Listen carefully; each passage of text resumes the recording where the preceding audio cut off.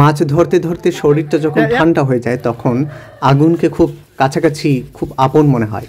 তখন শুধু আগুন পোহালে চলবে না এই ভেবে তারা একটা কাজ করে বসলো, যে নদীর চরে যে উড়চুঙ্গাগুলো আছে সেটাকে তারা আবার হাত দিয়ে খুঁড়লো, এটি আবার আগুনে পুড়িয়ে খাওয়া হবে।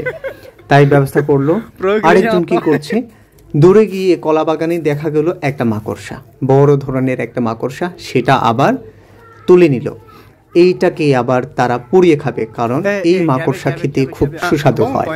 আবার এটাকে ধরতে গেলে তো কিছু একটা দিয়ে চাপা ধরতে হবে, না হলে কামড় দিলে একেবারে শেষ। শুধু তুরকুলা আর মাকড়সাই নাকি, সঙ্গে আছে তো বড় চিংড়ি, তাই সেই চিংড়িও খাওয়া হবে আজকে। এখন আগুন জ্বালানোর ব্যবস্থা করা হচ্ছে। একজনের হাতে সবগুলো খাবার আইটেম, আরেকজন আগুন পোহানোর জন্য সাহায্য করছে, আর বাকি হচ্ছে শুকনো পাটা কুড়িয়ে আনা হয়েছে। এবার আগুন জ্বালানো হবে। আগুনের সব কিছু দেওয়ার পর তারা একে একে যখন খাবারের উপযুক্ত হয়ে উঠবে তখন এক এক করে খাওয়া শুরু করবে।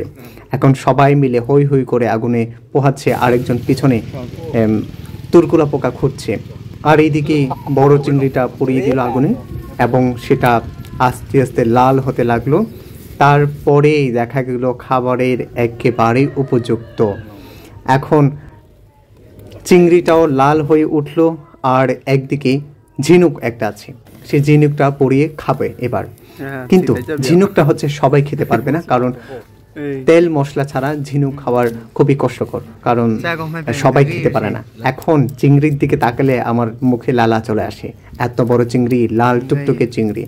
এখন সবাই একসাথে ভাগ করে এক এক করে খাওয়া হচ্ছে এই বড় একটা চিংড়িকে। কতটুকু আর খাওয়া যায়, কিন্তু যা পারি তাই খাওয়া হচ্ছে। এবার ঝিনুক খোসা থেকে বের করার পালা। একজন বের করতে করতে মুখে নিল, আর একজন চেয়ে থাকছে। এখন ওরা দুইজন ভাগ করে খাবে, বাকিদেরকে দেওয়ার চেষ্টা করছে, কিন্তু কেউ খাচ্ছে না, কেউ খেতে পারছে না। আর এদিকে তুরকুলা পোকাগুলো এক এক করে সব খাওয়ার উপযুক্ত হয়ে উঠেছে। আমার বন্ধু উছাইন এবার খাওয়া হবে মাকড়সা। যে বড় একটা মাকড়সা পেয়েছি সেটা ও খাবে একা, কারণ ওর খুব প্রিয় মাকড়সা। আর এটা খাওয়ার পর বলেছে খুব মজা হয়েছে এই মাকড়সাটা, আর কয়েকটা পেলেই ভালো হতো, কিন্তু পাইনি, সে একটাই পেয়েছিল। তারপরে একে একে করে সবাই তুরকুলা পোকাকে ভাগ করে খাচ্ছে।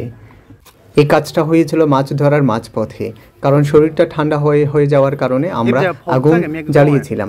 আর এটার পরে এই খাওয়া দাওয়ার পরে আবার মাছ ধরতে নেমেছিলাম। তারপরে দেখা গেল 5 কেজি 200 গ্রাম বড় বড় মাছ পেয়েছি।